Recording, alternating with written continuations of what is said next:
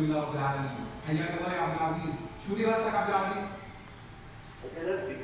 تشتغل بالكهرباء. كهرباء سيارات ولا كهرباء منازل وبيوت كما يقال؟ بالبيوت.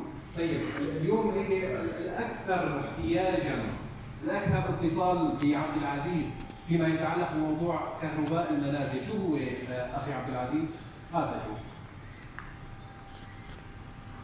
يا عبد العزيز؟ يا حبيبي اليوم بدنا نتصل فيك اغلب الاعطال اللي ممكن تكون بالبيت، شو هي اخي عبد العزيز؟ تمديد داخل المنازل. تمديد داخلي للمنازل. موضوع نار ريفه. ايوه. هلا برمضان في شغل، في حركه برمضان؟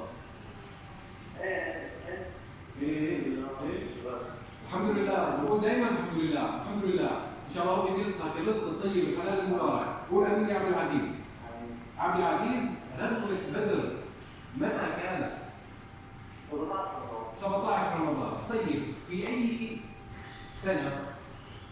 22 13 2 هجري لما 4 هجري لما 5 هجري؟